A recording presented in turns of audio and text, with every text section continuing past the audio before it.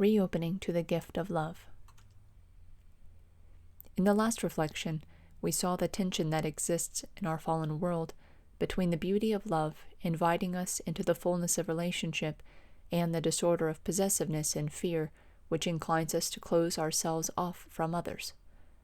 Let us go deeper here to see how this turning away in sin and false independence is precisely a loss of gratitude and the spirit of playfulness, a loss of the joy of knowing oneself to be enfolded in the love and care of another, of God Himself. It is also the loss of the confidence that allows us to open ourselves trustingly and vulnerably to the love and gift coming to us from the outside. After noting this, we will begin to speak about the path of healing that we are invited to walk, reopening the wounds of our hearts to the healing touch of love once again. We saw that, upon encountering the gaze and the smile of her mother, the child spontaneously smiles back, and as she grows, this smile matures into other, more conscious ways of expressing love.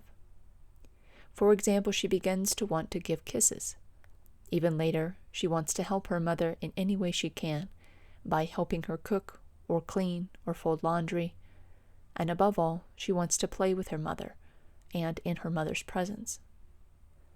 Indeed, her very helping is but an expression of her playful attitude, and she does not at first experience it as a form of work. Her confidence and security within all-enveloping love allows her to be carefree, relaxed, and playful. Play, indeed, is the highest expression of human activity, the ultimate way of being for which we were created by God. This is because work is a means to an end, and something often undertaken out of necessity, a task in service of something else. But play is its own end, and is done for its own sake, a simple, exuberant expression of the gratuity of existence, that is, its unnecessary goodness and beauty. Indeed, it is simply the expression of our joyful and trusting acceptance of life, of the gift of love, and the surrender of ourselves to its radiant mystery.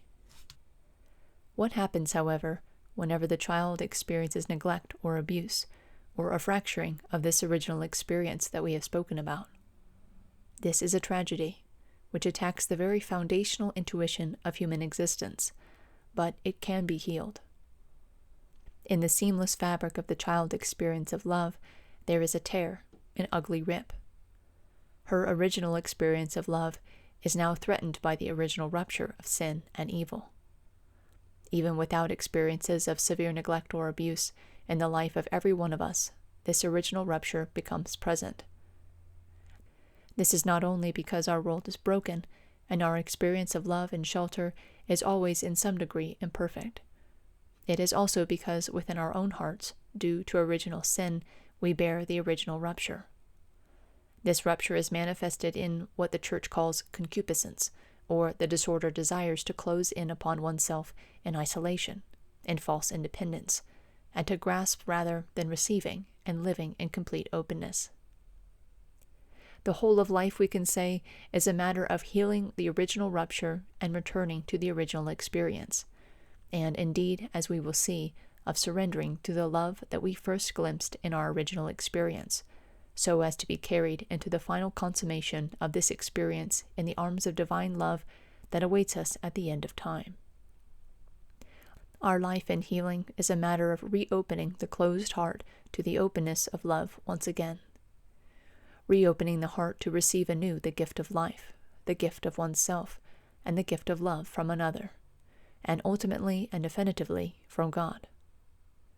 Further, when the gift of love is received, it bears within itself the reciprocal gift.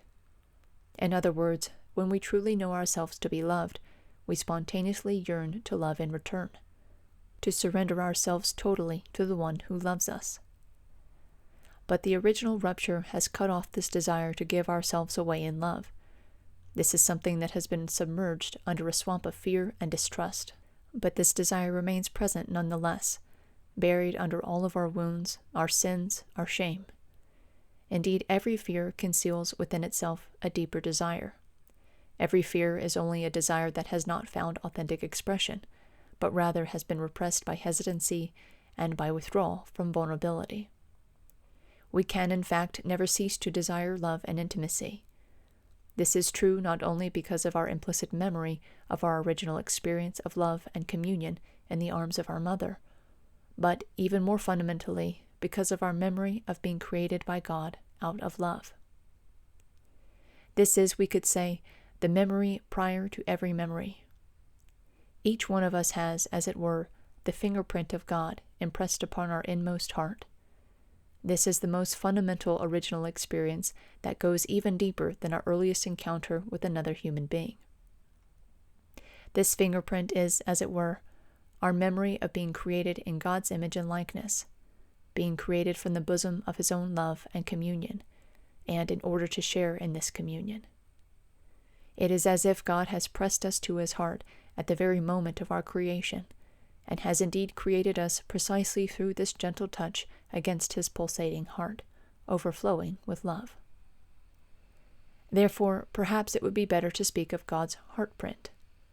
Our very innermost being bears His seal, the mark of His own unconditional and total love, and the beauty of His own being impressed uniquely upon us, and this is something we can never erase or destroy.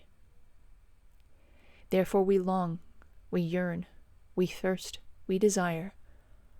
We desire to return into the arms of this love, to experience the understanding, acceptance, shelter, and protection of the one who created us from Himself and for Himself.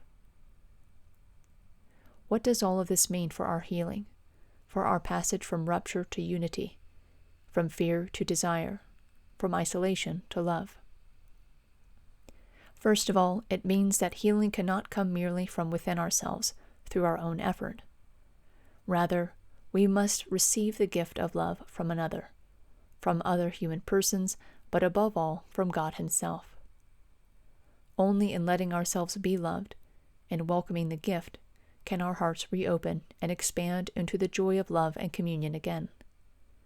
Yes, full healing and transformation can ultimately occur only through relationship with God Himself, a relationship which safeguards and enfolds all of our human relationships, but also goes much deeper.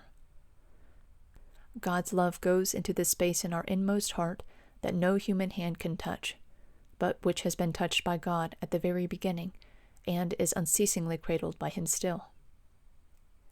We cannot heal ourselves, and yet, nonetheless, there is something we can do, and it takes courage. First of all, it is simply to be willing to let ourselves be loved. It is to open our hearts to vulnerability again, to heart-to-heart encounter, to sharing the things we want to hide, so that they can be touched and healed by love. And within this context, we can name our fears, acknowledge what closes our hearts in upon themselves, recognize the barriers we built to protect ourselves, and open these fears to God and to others who can love us in them and through them. But not only can we acknowledge our fears and interior obstacles, but we can look deeper, to the desire hidden underneath our fear. As we said, every fear conceals a deeper desire. The very fear of being unloved conceals the desire for love. The very fear of vulnerability hides the desire for vulnerability. The very fear of sharing oneself with another conceals precisely the desire to share oneself with someone who will understand, accept, and unconditionally love you in your unique mystery. And the fear of giving oneself away, of belonging to another, conceals, mysteriously, the desire to truly become a gift to another, to commit oneself lovingly to another. Therefore, when we open up the fears of our hearts, naming them and sharing them with the one who loves us, we can allow Him to lead us to get in touch with our deepest and most authentic desires. It is then that the question of Christ can resound in our soul. What do you desire?